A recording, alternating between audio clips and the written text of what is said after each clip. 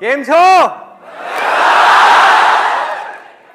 आप में से कितने लोग ये चाहते हैं कि आज का ये सेशन गुजराती में हो? आप चाहते हैं? क्या नाम है आपका? तो हरीश भाई आप ही कर लो। मुझे जितनी गुजराती आती थी मैं ऑलरेडी बोल चुका हूं। केम छो मजामा, बस। तो आज का ये सेशन शुरू करने से पहले मुझे यहां स्टेज पर 4 वॉलंटियर्स चाहिए। 1 मिनट, शांत गदाधारी भीम, शांत। पहले पूरा सुन लो कि करना क्या है। आपको 1 मिनट का टाइम मिलेगा और उस 1 मिनट के अंदर अंदर आपको कुछ भी बोल करके, कुछ भी अजीब अजीब सी हरकतें करके यहाँ पर जो ऑडियंस बैठी है उसको हंसाना है, उनको हंसाना है। अब हाथ उतना ही है, थोड़े कम हुए हैं? हाँ, काफी कम हो गए। भीम ने अपनी गदा डाल दी, बस हो गया काम। आगे और सुन लो, अभी यहाँ पे खत्म नहीं हुआ खेल। आपको यहाँ पर आकर के हंसाना है और एक छोटी सी कंडीशन है उसके अंदर कि आपको कोई संता बनता का जोक नहीं सुनाना, कोई भी जोक नहीं सुनाना, किसी दूसरे का मजाक नहीं उड़ाना, खुद का मजाक उड़ाना है। खुद के फेलियर्स का, खुद की वीकनेसेस का मजाक उड़ाना है यहां पर स्टेज पर आकर के। और उन चारों में से जिसने भी सबसे ज्यादा हंसाया, यहां पर जो लोग बैठे हैं उनको, उसको एक ट्रॉफी मिलेगी।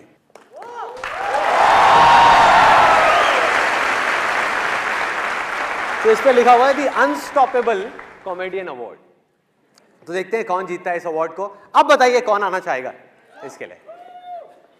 एक आप आ जाइए, आप आ जाइए।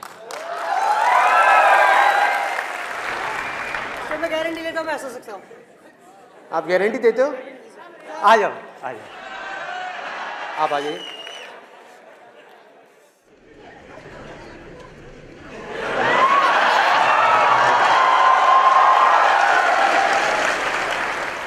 ये मेरा डिवोर्स कराएगी।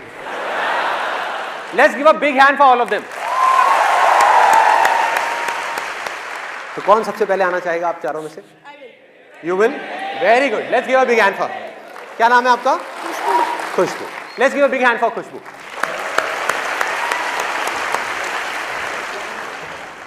खुशबू क्या करते हैं आप? I am housewife for now. Okay. My husband is also. तो आपकी हाउस से शादी हुई है? आपके हस्बैंड बैठे हैं यहाँ पर? कहाँ पर है? Actually he also wanted to come. तो आप तो खुश हो रहे होंगे आज। फॉर अ चेंज आपका मजाक नहीं उड़ने वाला, इन्होंने अपना मजाक उड़ाया। रोज घर में आपका ही मजाक उड़ता होगा। जैसे मेरी वाइफ मेरा बड़ा मजाक उड़ाती है, कहती है ये आसान है तो ठीक है, ये क्या होता है? कहती है ये क्या है? शाहरुख खान हो? कौन हो भाई? तो आज आपको इनका नहीं अपना मजाक उड़ाना है, ठीक है? कुछ भी, अपनी कैसी भी वीकनेसेस का, अपनी बेवकूफ़ियों का। हर एक इंसान में स्ट्रेंथ्स भी होती हैं और वीकनेसेस होती हैं।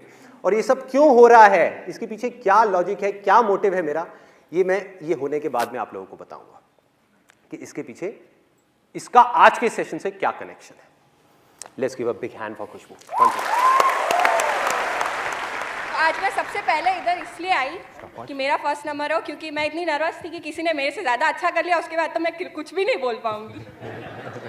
अच्छा, आज हम यहाँ पे आने वाले थे। मेरे हस्बैंड एक्चुअली थोड़ा संदीप जी के अगेंस्ट है, इसीलिए मैं उनको इधर लेके आई हूँ।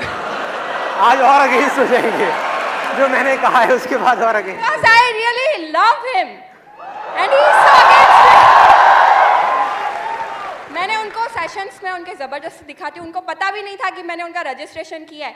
सुबह को उठाया, बस जल्दी से रेडी हो, संदीप महेश्वरी का सेशन के पास चल रहे हैं। Thank you so much. Let's give big hand for. अब कौन आना चाहेगा आप में से? आप लास्ट आना चाहोगे? Guarantee, guarantee. जी, मेरा नाम तेजस रानिंगा है, मैं गांधीधाम कच्छ से हूँ। एक बार मेरा दोस्त है आकाश, मैंने उससे बोला यार मैं एक्टिंग में हाथ आजमाना चाहता हूँ। मैं बोला क्या बोल रहा है, एक्टिंग करेगा तू? बोला हाँ मैं एक्टिंग करूँगा। मैंने बोला देख मैं तेरा अलग अलग एक्सप्रेशन करके दिखाता हूँ। बोला ठीक है। मैंने बोला तू एक्शन बोला। सर आप एक्शन बोलना, मैं एक्शन। ओके, ऐसे एक्शन। एक्शन। ये देख बाप बनने की खुशी।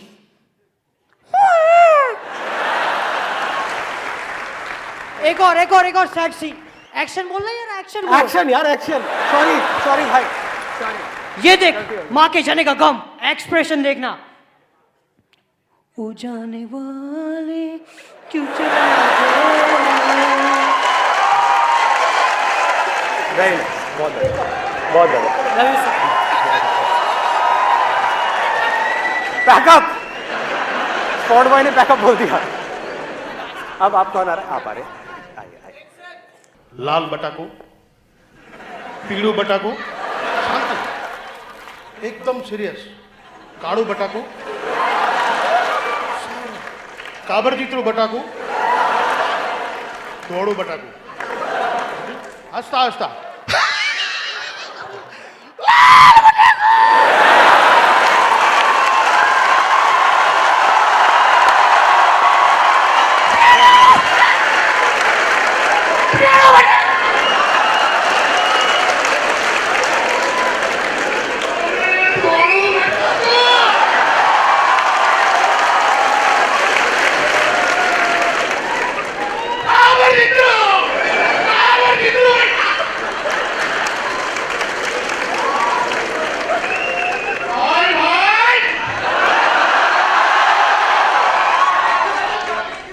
Time up बटाकू। बहुत बढ़िया। मुझे समझ नहीं आया इन्होंने क्या कहा, लेकिन सुनने में अच्छा लग रहा था, देखने में भी मजा आया। क्या मतलब होता है वैसे बटाकू का? आलू, आलू, जस्ट आलू, अच्छा आलू, रेड आलू, व्हाइट आलू, बट डिफरेंट टाइप ऑफ, रोते रोते हंसते। अरे वाह क्या बात है, मतलब आलू की इतनी वैरायटी, कमाल कर दिया। आपका क्या नाम है? Naina. Naina, okay, let's give a big hand for Naina.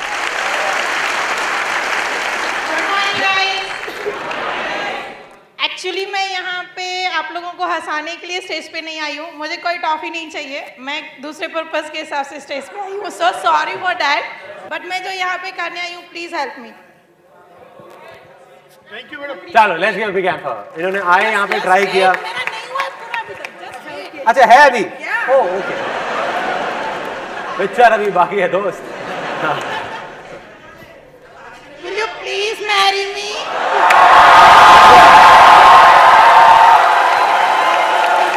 Oh, listen guys, please। ऐसा है कि मेरा डिवोर्स सिर्फ एक बार हो सकता है, क्योंकि मेरी एक बीवी है, वो ऑलरेडी करवा चुकी है, दूसरा होने की कोई गुंजाइश मैं नहीं है। फाइनल करवा रही हूँ। एक बार हो जाए उसके बाद। आसान है, ये आसान है। मत हक तो बनती है संदीप जी के साथ।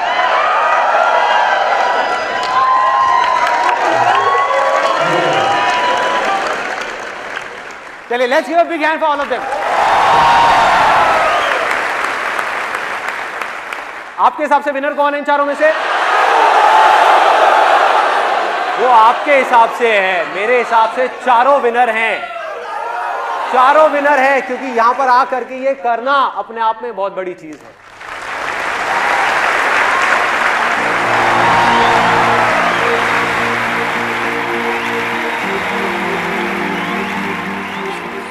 आप डर क्यों रहे इतना?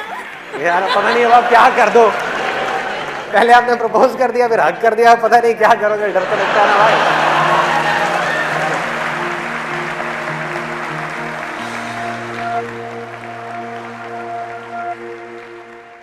अब मैं आपको बताता हूं कि ये जो अभी किया यहाँ पर स्टेज पर, मतलब इन लोगों ने आ करके अपना मजाक उड़ाया, वैसे इन्होंने अपना कम मेरा ज़्यादा मजाक उड़ा दिया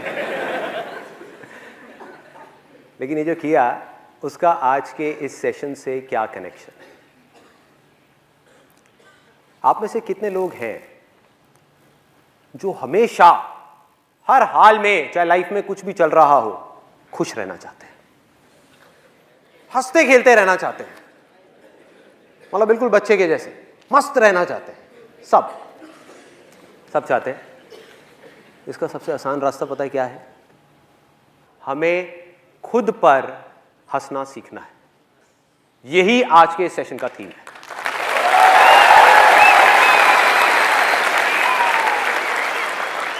how to learn to laugh at ourselves. क्योंकि दूसरों की वीकनेसेस पर हंसना, दूसरों के फेलियर्स पे हंसना, ये तो पूरी दुनिया करती है। मजा तब है जब हम खुद की वीकनेसेस पर, खुद के फेलियर्स पर दिल खोल करके हंस सके, बिना किसी झिझक के, बिना किसी डर के। सिर्फ दिखाने के लिए नहीं कि अगर एक ग्रुप में खड़े हैं 10 लोगों के साथ में और हमारा मजाक उड़ रहा है तो मुंह पे ऊपर ऊपर तो हंस रहे हैं, अंदर अंदर गालियां दे रहे हैं। ये बोल ले बेटा, तू मुझे बोल, मैं तेरे को बोलूंगा अभी थोड़ी देर बाद। तू मेरी नाक के बारे में बोल, मैं तेरे दांत के बारे में बोलूँगा। तो करना क्या है कि अगर हंस रहे हैं तो खुल के हंस रहे हैं, दिखाने के लिए नहीं, उनके साथ हंस रहे हैं। ऐसा नहीं कि जब उनका मजाक उड़ रहा है तो हम हंस रहे हैं और खुद का उड़ रहा है तो अंदर ही अंदर सीरियस हो रहे हैं।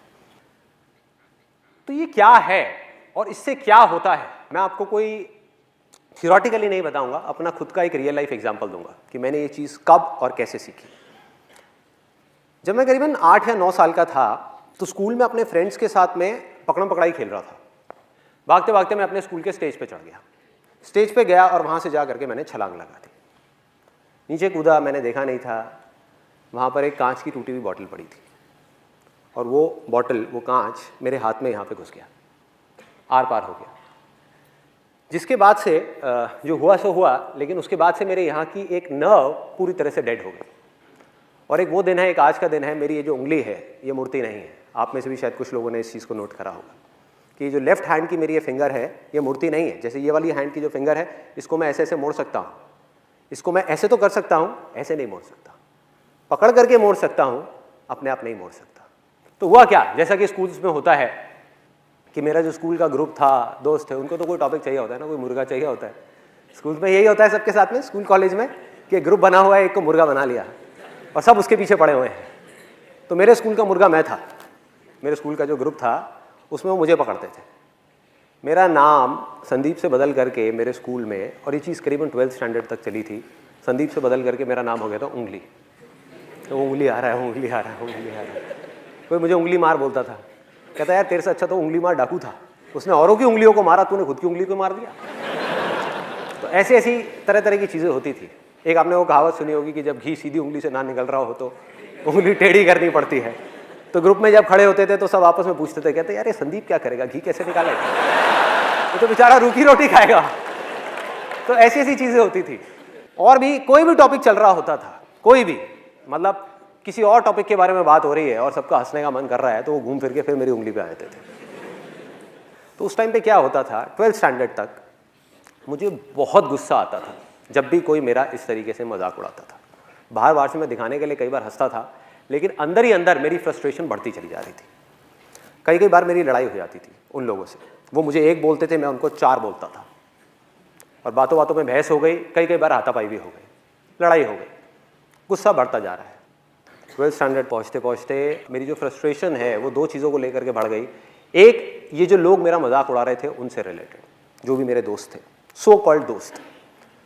दूसरी मेरी फ्रस्ट्रेशन बढ़ गई भगवान से, कि आपने मेरे साथ में ऐसा क्यों किया, कि अगर उस दिन वो बॉटल वहाँ नहीं होती और मेरी उंगली यहाँ पे इस तरीके से नहीं हुई होती, क्योंकि बच्चे का दिमाग ऐसे ही होता है, तो मेरे को अंदर ही अंदर फ्रस्ट्रेशन हो गई कि यार काश मेरे साथ में ये नहीं हुआ होता, मेरी उंगली ठीक होती तो मेरा इतना मजाक नहीं उड़ता जितना अभी उड़ रहा है, मतलब हर बात पे मजाक। तो ये थी मेरी 12th स्टैंडर्ड तक की लाइफ। उसके बाद में मैं कॉलेज में गया और वहाँ पर मेरा एक दोस्त बना, उसको पोलियो था और वो सीधे तरीके से चल नहीं सकता था, तो उसके पास में हमेशा बैसाखियाँ होती थी जिसके सहारे से वो चलता था। उस बंदे की एक खास बात थी कि उसको कभी भी, मतलब मैं कॉलेज में 2 साल रहा हूँगा और मैंने कभी भी उस बंदे को इतना सा भी परेशान नहीं देखा, किसी ने नहीं देखा, मतलब उसके चेहरे पे शिकन तक नहीं, यहाँ पर सलवटे तक नहीं, हमेशा हंसता खेलता रहता मज़े में। और उसकी क्वालिटी क्या थी, जो मैंने लाइफ में पहली बार ऐसा एक बंदा देखा था, पहली बार, कि वो खुद की वीकनेसेस का, खुद की कमियों का खुल करके मजाक उड़ाता था। और लोगों को जहां पर उसके ऊपर तरस आता था, उसको नहीं आता था अपने ऊपर तरस। वो अपना मजाक उड़ाता और सब हंसते और सब उसको प्यार करते। मतलब खुद तो अपना मजाक उड़ाता था और हंसता था और सब साथ में हंसते थे, लेकिन उसका मजाक कोई नहीं उड़ाता था। तो ये चीज़ मेरे लिए नई थी और मैंने उसको ऑब्जर्व करना शुरू किया, उसके साथ में रहा, उससे इस चीज़ को मैंने सीख लिया। इस क्वालिटी को जो उस बंदे के अंदर थी, मैंने कहा कि नहीं, मुझे भी ऐसा ही बनना है, मुझे इस चीज़ को सीखना है कि खुद पर कैसे हंसा जाता है। और इसको मैंने प्रैक्टिस करना शुरू किया। पहले अपना थोड़ा थोड़ा सा मजाक उड़ाया, ये किया वो किया, अपनी वीकनेसेस का, अपनी उंगली का ही मैंने थोड़ा थोड़ा मजाक उड़ाना शुरू कर दिया, थोड़ा थोड़ा। तो मैं बाहर से कोशिश तो कर रहा था मजाक उड़ाने की, लेकिन अंदर ही अंदर उड़ा नहीं पा रहा था। लेकिन इस चीज़ को प्रैक्टिस करते करते कुछ महीने बाद मैं इस चीज़ में परफेक्ट हो गया। मतलब फिर मुझे बिल्कुल भी झिझक नहीं होती थी। और मैं आपको एक अपना एक बहुत ही एम्बैरेसिंग एक्सपीरियंस बताता हूँ लाइफ का, जो अगर पहले वाला संदीप होता, मतलब कि वो स्कूल वाला संदीप, तो वो बैठ करके रोता, चीखता चिल्लाता। लेकिन ये जो कॉलेज वाला संदीप था, जो सीख गया था अपने ऊपर हंसना, उसने बड़ा एंजॉय किया, उसके लिए वो मज़ा था, मस्ती थी। आप में से कितने लोग बस में ट्रैवल करते हैं, भरी हुई बस में, जिन्होंने अच्छे से ट्रैवल किया है या पहले कभी किया है? ऑलमोस्ट सब ने। तो आप लोग बड़े आराम से रिलेट कर पाएंगे कि मैं क्या बोलने वाला हूँ। मैं कॉलेज से अपने घर आ रहा था एक बस के अंदर, और वो बस पूरी खचाखच भरी हुई थी। और बस में ट्रैवल करने की मेरे को सबसे ख़राब चीज़ ये लगती है कि उसमें जब बस पूरी तरह से भरी होती है तो सबके हाथ ऐसे होते हैं, और ज़्यादातर लोगों ने डिओड्रेंट नहीं लगाया होता। आप लोगों ने शायद ये प्रॉब्लम फेस करी होगी। तो हुआ क्या कि मैं ऐसी बस में ट्रैवल कर रहा, बस पूरी भरी हुई, और मुझे एक बड़ी अच्छी खुशबू आई, मतलब कमाल के एक परफ्यूम की खुशबू। और मैंने कहा यार ये क्या है, जहन्नुम में जन्नत दिख रही है, ये क्या है ये? मैं मतलब उसमें खो गया, उस खुशबू में। और मैंने अपने दोनों तरफ देखा, मैंने कहा ये कहाँ से आ रही है? तो मैंने पहले इधर देखा, इधर से नहीं थी। उधर देखा तो मेरे पीछे लेफ्ट साइड में एक लड़की खड़ी हुई थी, और उसने परफ्यूम लगाया। ये लड़की के नाम पे वो करने वाली बात। और जैसे मेरी नज़र पड़ी कि ये इस लड़की में से ये परफ्यूम की खुशबू आ रही है, तो मेरे फेस पे हल्की सी स्माइल आ गई। और ये स्माइल उस लड़की को देख करके नहीं आई थी, क्योंकि आप लोगों को बैकग्राउंड पता है, उसको नहीं पता था। ये स्माइल आई थी उसके परफ्यूम की वजह से, कि मैंने देखा और मैंने कहा कितना अच्छा परफ्यूम है। तो हल्की सी स्माइल आई, लेकिन उस लड़की को ये डाउट हो गया कि मैं उसको छेड़ रहा हूँ, मैं उसमें लाइन मार रहा हूँ। और वो बिल्कुल गुस्से से मेरे को घूरने लग गई, मतलब उसने गुस्से वाली मेरे को लुक दी, और मैंने फटाफट से अपना मुंह नीचे कर लिया। मैंने कहा भाई पिटना नहीं है तो मुंह नीचे कर लो, भीड़ यहाँ पे बहुत है, बहुत मारेंगे सब मिल करके। तो मैं अपना आराम से ऐसे ही खड़ा हुआ। उसके 10-15 मिनट बाद में, गर्मी बहुत ज़्यादा थी, गर्मियों का टाइम था, और मेरे फेस पे पसीना आया। तो मैंने क्या किया, अपनी जेब में हाथ डाला रुमाल निकालने के लिए। अब ध्यान से देखो मेरा हाथ कैसा है, क्योंकि मैं आपको बता चुका हूँ कि मेरी उंगली मुड़ती नहीं है। तो मैं गया, मैंने जा करके अपनी जेब में हाथ डाला, रुमाल निकाला, और जब रुमाल निकाल रहा था तो वो उंगली जा करके उस लड़की के पैर पे टच हो गई। उसके पैर पे टच हो गई। आपने वो कहावत सुनी होगी, कंगाली में आटा गीला। बिल्कुल ऐसे ही कुछ मेरे साथ में हुआ कि पहले ही मेरी पिटने वाली हालत थी, और ऊपर से वो उंगली जा करके उसके पैर पे टच हो गई। मैं रुमाल लेकर के चुपचाप अपने फेस पे आया, और मेरी हालत ख़राब। मैं मन ही मन सोच रहा, मैंने कहा भाई अब क्या करूँ? 2 ऑप्शन है मेरे पास में। एक तो ये है कि पलट करके इसको फटाफट से सॉरी बोल दूँ, लेकिन उसमें एक रिस्क है कि क्या हो अगर उसको पता ही नहीं है कि उंगली मेरी थी इतनी भीड़ में।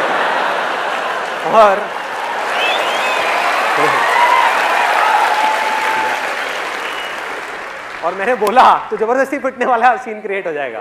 वो कहेगी अच्छा मेरे को उंगली मारी, तूने मारी? तो मैंने कहा भाई, तो मैं दूसरा ऑप्शन मेरे पास में ये था कि मैं चुप रहूं, आराम से देखता रहूं, मुंह नीचे करके ऐसे रिएक्ट करूं जैसे कुछ हुआ ही नहीं है। तो मैं सोच ही रहा था इन दोनों ऑप्शंस में से मैं कौन सा चूज करूं।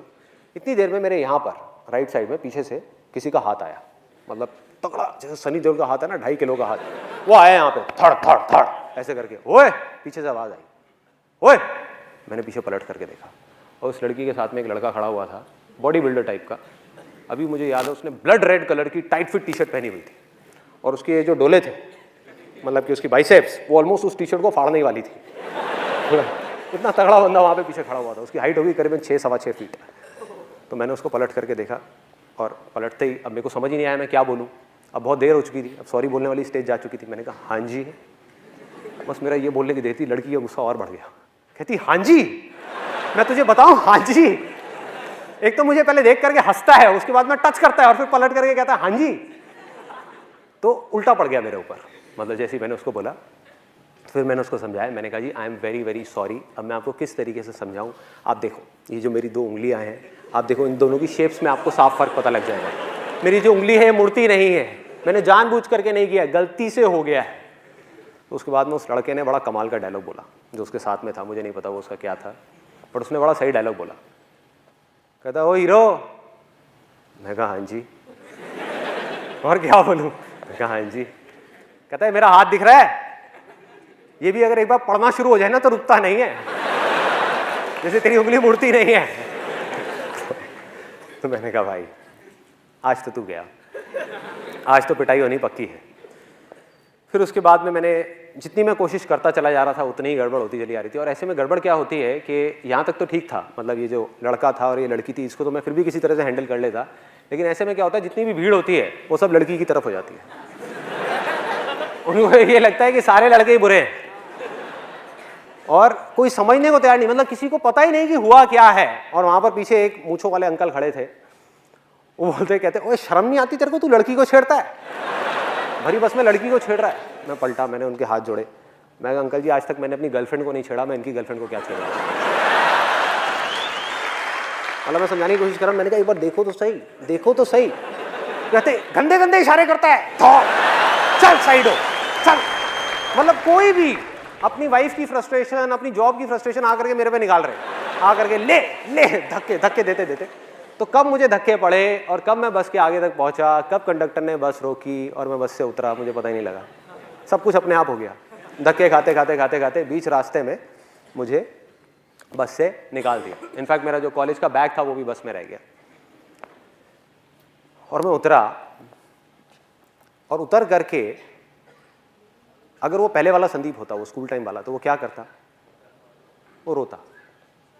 वो जा करके उस भगवान को बोलता, हे भगवान तूने मेरे साथ में क्या किया, मेरी तो कोई गलती भी नहीं थी, ऐसे पिट गया, ऐसे मेरे कपड़े फट गए, ऐसे ये सब हो गया। यही करता। और दूसरी चीज क्या करता, इस एक्सपीरियंस को, ये जो हुआ मेरे साथ में, इसको एक भयानक सपना समझ करके भूलने की कोशिश करता। ये भूल जाओ। और मजे की बात पता है क्या है, आप जितना भी किसी चीज को भूलने की कोशिश करते हो वो चीज उतनी ही याद आती है। हुआ है आप लोगों के साथ ऐसा? जितनी कोशिश करता वो अंदर ही अंदर मेरे रह जाता, मतलब बाहर नहीं आ पाता कभी भी। लेकिन ये था पहले वाला संदीप, मतलब कि वो स्कूल वाला संदीप जो अपने कॉलेज के फ्रेंड से नहीं मिला था, लेकिन वो मर चुका था। अब था ये कॉलेज वाला संदीप। मैंने क्या किया, वहाँ से उतरा, मैंने कहा यार बैग तो अंदर रह गया है, लेकिन दोबारा पिटने की मेरी हिम्मत नहीं थी। तो मैंने कहा दोबारा जाना तो बस के अंदर ठीक नहीं है। तो साइड में आया, वहाँ पर आ करके एक पानी की रेडी वाला खड़ा हुआ था। गर्मियों के अंदर वहाँ पे पानी की रेडी वाले खड़े होते हैं। उससे बढ़िया सा नींबू पानी बनवाया। नींबू पानी बनवा करके रोड के साइड में बैठा और हंसने लगा, अपने ऊपर ही हंसने लगा। मतलब अकेले में खुद का मजाक उड़ा रहा था और बार बार सोच रहा। मैंने कहा यार मैंने सॉरी क्यों नहीं बोला। और अपने घर गया, वहाँ जा करके अपनी सिस्टर को एक किस्सा सुनाया। मैं कहा देख भाई मेरे साथ में ऐसी ऐसी चीज़ें हुई हैं। सिस्टर भी बहुत हंसी, कहती भैया तू तो बिल्कुल ही बेवकूफ़ है, बिल्कुल ही पागल है, ये क्या ज़रूरत थी ये सब करने की। मैंने कहा मैंने किया थोड़े वैसे ही हो गया, मैं क्या करूँ। उसके बाद मैं अपने उन स्कूल फ्रेंड्स के पास में गया, वही जो मेरा बहुत मजाक उड़ाते थे, उनके पास में गया। उनको भी जा करके अपना पूरा किस्सा सुना दिया और वो भी बहुत हंसे। कहते हमने सही नाम रखा था तेरा, उंगली देख उंगली करी दी ना तूने। कहता तू बाज नहीं आया, पंगे ले ही लिए ना। मैंने कहा हाँ यार क्या करूं, मैं ऐसा ही हूं। तो अब फर्क क्या था, क्योंकि मैं खुद पे हंसना सीख चुका था, उस समय नहीं आता था। तो अब वो लोग जैसे ही मेरा मजाक उड़ाते, पहले वो मुझे एक बोलते मैं उनको दो बोलता, अब वो मुझे एक बोलते मैं खुद के बारे में एक चीज और ऐड कर देता। वो कहते हैं हाँ भाई उंगली। मैंने कहा हाँ यार तुम सही कह रहे हो, सही नाम रखा है तुमने मेरा, मैं हूं ही बेवकूफ, मैं हूं ही पागल। तो ये करते करते हुआ क्या, मजे की बात मेरे को अभी भी याद है, उनमें से एक लड़का जो मेरा सबसे ज्यादा मजाक उड़ाता था स्कूल टाइम में, उसने बोला, जब ऐसे ही कुछ देर तक ये चलता रहा, तो उसने बोला, कहता भाई संदीप तू बिल्कुल बदल गया है, तू तो बिल्कुल ही बदल गया है। और उसकी जो टोन थी ना बोलने की, वो खुशी वाली टोन नहीं थी। He was in a state of shock। वो सदमे में था कि भाई ये हुआ क्या इस लड़के को। वो सदमे में था, क्यों? क्योंकि उसकी पावर उसके हाथ से चली गई थी। सोचो किसी के हाथ में बहुत ज्यादा पावर हो और वो एकदम से चली जाए रातों रात, तो क्या होगा, वो कैसे रिएक्ट करेगा? वो शॉक में आ जाएगा ना, कहेगा भाई ये क्या हुआ है, ये हो क्या रहा है। क्योंकि उसकी पावर थी क्या, उसकी पावर थी मेरा गुस्सा। मुझे गुस्सा आता था और वो मुझे गुस्सा दिलाता था। मैं चिढ़ता था, वो मुझे चिढ़ाता था। मैंने चिढ़ना बंद कर दिया, अब वो किसको चिढ़ाएगा? सोचो, उसकी पावर गायब, उसके जोक्स फेल, पूरी तरह से फेल। मतलब वो कुछ भी कोशिश करता हो फेल, किसी को हंसी नहीं आती। उसके बाद में जो मैं अपने बारे में बोलता हूं उसमें ज्यादा हंसी आती। तो ये मेरा लाइफ का छोटा सा मैंने आपको एक्सपीरियंस बताया कि किस तरह से अगर हम अपने अंदर एक इतना छोटा सा चेंज लेकर के आ जाए तो किस तरह से हमारी लाइफ एक बिल्कुल ही अलग डायरेक्शन पे निकल जाती है। सोचो मेरे अंदर का गुस्सा मर गया, फ्रस्ट्रेशन गायब हो गई, दुख गायब हो गया, क्योंकि अब मुझे हंसने के लिए किसी और की जरूरत नहीं थी, टीवी देखने की जरूरत नहीं थी, खुद के ऊपर अकेले में बैठ करके हंस सकता था। कितना कुछ मिल गया छोटी सी चीज़ के थ्रू। और आपने भी शायद ये चीज़ नोट करी होगी कि जब मैं स्टेज पर होता हूँ या वैसे भी रियल लाइफ में भी, कि किसी भी तरह का कोई भी जोक क्रैक करने में, चाहे कितने भी लोग बैठे हों, चाहे 10 लोग बैठे हों, चाहे 10,000 लोग बैठे हों, मुझे 1% भी दिक्कत नहीं होती। हुआ क्या है कि आज मुझे अच्छे तरीके से समझ आ चुका है कि मैं चाहे कैसा भी जोक क्रैक करूं यहां पर, कैसा भी, अच्छा हो या बुरा हो, एक चीज गारंटीड है, आप लोगों ने हंसना ही हंसना है।